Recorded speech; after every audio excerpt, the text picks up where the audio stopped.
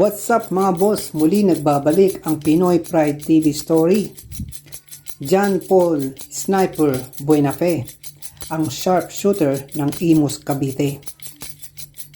Ito isang 6'2" shooting guard na kayang magpabuka ng malakas na depensa ng kalaban dahil sa matindi nitong shooting sa labas.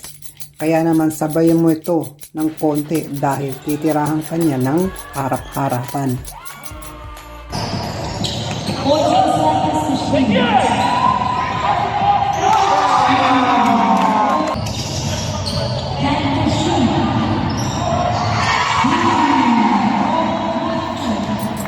Si John Paul Sniper Buenafe at gaya ng ibang atleta ay bata pa lamang ito ay nakahiligan niya ang paborito niyang laro.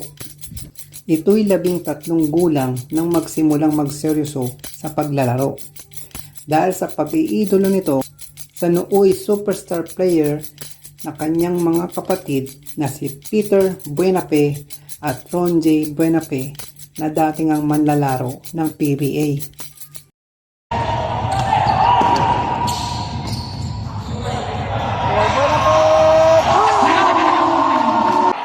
Wala, hindi pumasok. Buenafe! Ayon dito, bago niya nakuha ang respeto sa larangan ng basketball, ay marami siyang hirap at sakripisyo para makuha ang consistency sa pagiging shooter. Pero, imbis na paghinaan ng loob, ito'y nagpursigi at nagsikap hanggang sa unti-unting nakilala sa kanyang lugar dahil sa di matatawarang manlupit na shooting nito sa 3-point line.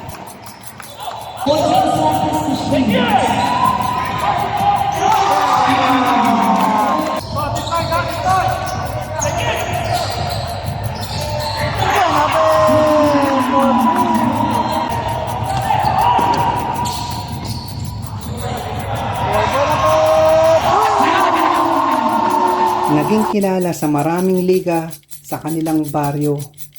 Player ng PCU, MMBL, ligang labas sa Pilipinas, at naging suki nga ng malalaking liga dito sa Dubai gaya ng Inter Emirates, PBBL, FIBA, at ang International League Team sa Dubai, ang Team Pilipinas.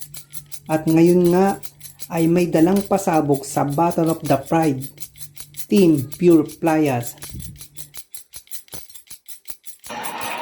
Buenafe!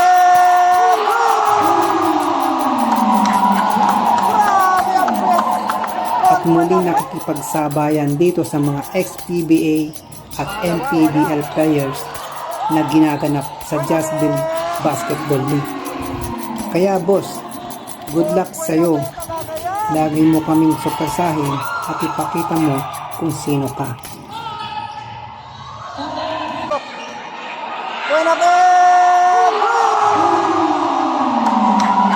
Wala. Buenafe!